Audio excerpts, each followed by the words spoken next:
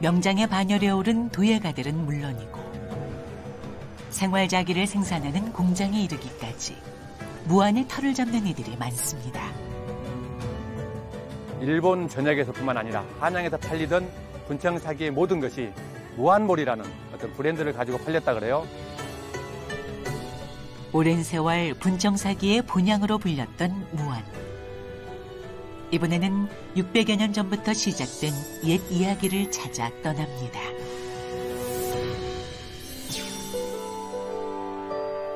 틈날 때마다 무안의 들판을 누비는 이가 있습니다.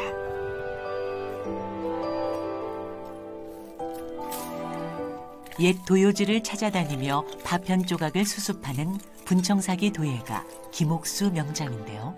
덤봉도 있고 귀알도 있고 이거는 그래서 거칠지만은 참 이 유약 색깔은 이뻐요. 색이 예쁘다지만 이미 부서지고 깨진 이 조각들을 어디에 쓰려는 걸까요? 무안군 관내에 한 23, 4기 정도의 옛날 고 도요지가 지금으로부터 600년 전에 있었는데요. 제가 이렇게 도요지를 찾았던 이유는 이제 이러한 색상이라든가 도자기 파편의 그 흙 자화된 색이라든가 옛날 것을 재현하기 위해서 21세기를 살아가는 도예 명장도 넘어설 수 없는 지혜가 옛 선조들의 과거에 숨겨져 있기에 파편 한 조각도 소중합니다. 이것은 좀 신기하네요. 옛날 600년 전에 선조 도공들이 유약을 시우할 때 그러니까 이렇게 잡고 유약에다 푹 담갔다 빼서 이 두 번째, 세 번째 손가락이 이렇게 표현이 된 거죠. 그때 당시 선조 도공들의 지문이라고도 볼 수가 있겠죠.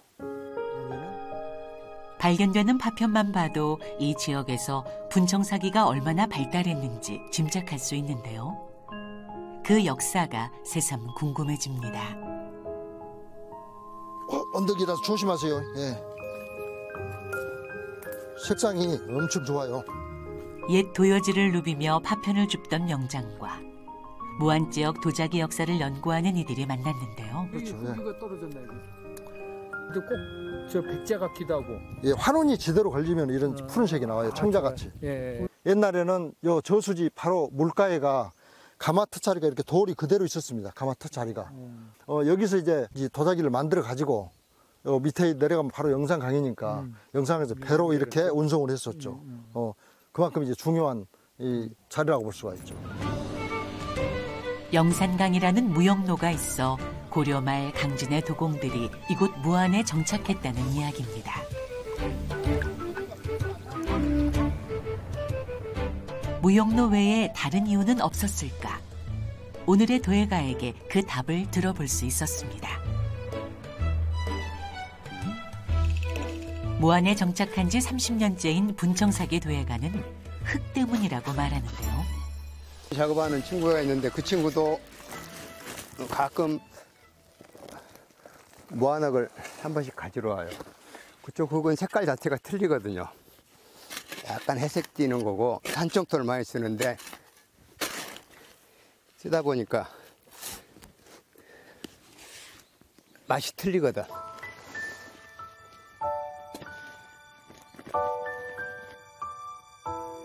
양질의 흙뿐 아니라 가마형 땔감까지 무안의 자연은 도자기 생산에 최적의 조건을 갖췄던 겁니다.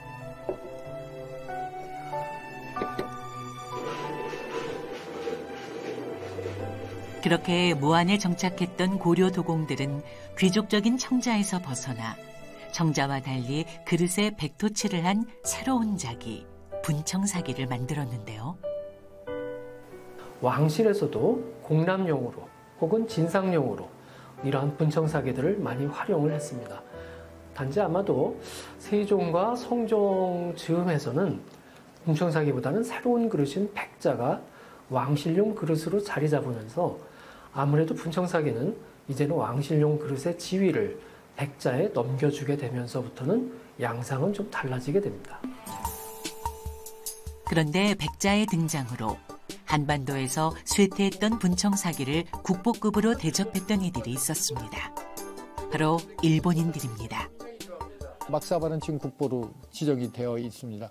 임진왜란 거거든요. 그때 당시에 우리 서민들이 쓰던 막사발이 일본에 가서는, 요새는 지금 이제 미시마라기도 하고 분청이라고도 얘기를 하기도 합니다. 일본에서요. 그래갖고 하케메라고 하는 명확한 기법이 있기 때문에 일본에서도 지금 굉장히 쓰고 대접을 많이 받고 있습니다. 일제강점기 때 무안 지역에 살면서 분청사기를 연구하기 위해 옛 가마터를 찾아다니며 도자기 파편의 형태를 기록해 한 권의 책으로 남긴 일본인이 있었는데요. 어떻게 되냐면 이 사람이 아까 얘기한 모든 걸 그렸다고 하는 게 이분의 한 덕목을. 그 책을 살펴보면 이들이 얼마나 무안분청에 빠져 있었는지 알 수 있습니다. 이 사책도 보면서 이분은 하나하나 17곳을 돌아다니면서 채집을 하고 그거를 기록하고 그것을 또 글로서 남겼다는 게 굉장히 의미 있는 거라고 생각이 듭니다. 일본에서는 가치를 높게 평가받고 있는 무안분청이지만 정작 우리 땅에서는 잊혀진 도자기가 되어버렸는데요. 그 시대적 요청에 부응하는 쪽으로 이 클러스터도 확장시키고 기술도 확장시키고 특히 그 민예라고 하는 예술 있잖아요. 그 무안에 장인들이 많이 계시지 않습니까? 이런 부분들도 훨씬 더 그 자유분방한 방식으로 뭔가를 창조해내는 그런 쪽으로 가야 우리 무안분청의 미래가 밝은 것 아닌가. 지금이야말로 무안 지역이 분청사기의 옛 명성을 되찾고 도자 문화의 중심지로 새롭게 도약해야 할 때가 아닐까 싶습니다.